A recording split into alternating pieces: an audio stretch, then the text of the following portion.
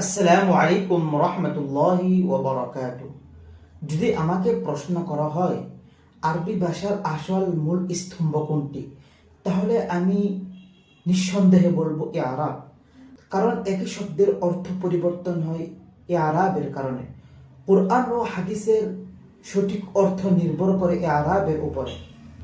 নাহুর প্রাণ ও আসল শক্তি হলো ইআরাবের উপরে।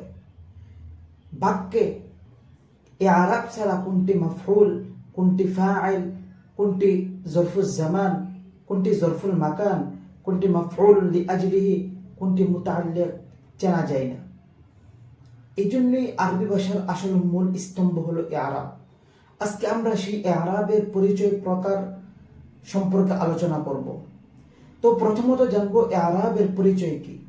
ইআরাবের পরিচয় হলো কোনো শব্দের শেষের হরকত পরিবর্তন হওয়া, কারণ এই শব্দের মধ্যে বিভিন্ন আমেল প্রকাশ্য অপ্রকাশ্য অন্তর্ভুক্ত হওয়ার কারণে। তো ইআরাব চার প্রকার।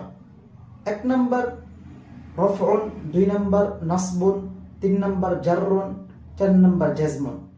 তো এখন আলোচনা করব ইসিমের মধ্যে কোন কোন ইআরাব হয় আর ফেলের মধ্যে কোন কোন ইআরাব হয়।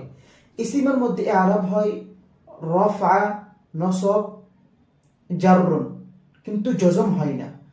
আর ফেলের মধ্যে ইআরাব হয় রফা, নসব, জজম, কিন্তু জর হয় না।